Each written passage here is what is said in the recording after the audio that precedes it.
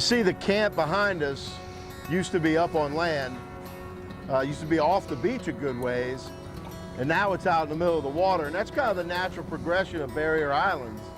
So when the wave action comes in and the storms come in, they will push these islands north, push the sand back over on top of the island.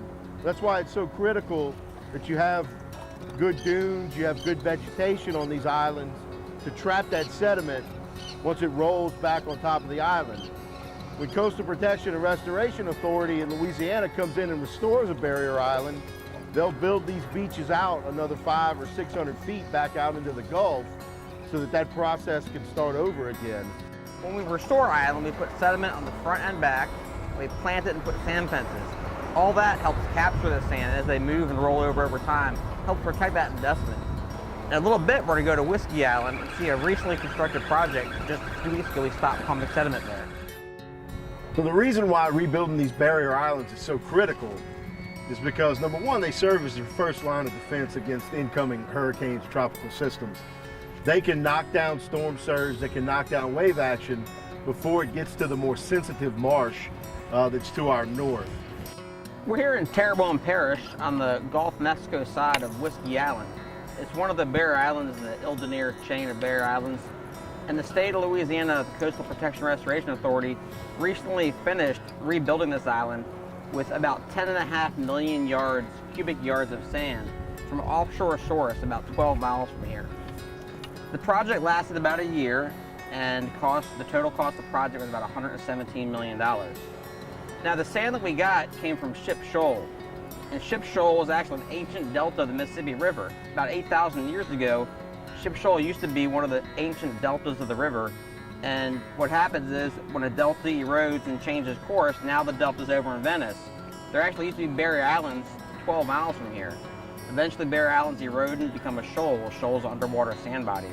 So actually, this sand we got to restore this island 8,000 years ago was a barrier island, and that makes it a good match for restoring barrier islands.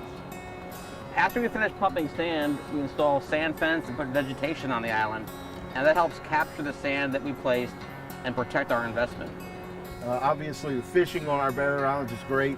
In some places, pretty much year-round. But it's a place where fish can come out, they can get in the passes between the islands and spawn. You get a lot of fisheries production up on the beach. As the islands weather and age and the tides makes its way down the front of the island, you get dips and humps and troughs, and those are all great habitat for coastal fish like speckled trout, redfish, and flounder. The backside marshes on these islands are great habitat for birds. They're also critical for shrimp and bait fish and crabs. And so that's why it's so important to make the investment. When you're talking about a holistic approach to coastal restoration in Louisiana, barrier islands are where you start so that you can have that first line of defense in slowing down those storm surges and that wave action. We're now on the backside of Whiskey Island, and behind me is the marsh component we built. And I know right now it doesn't look like much of a marsh because it's mainly sand.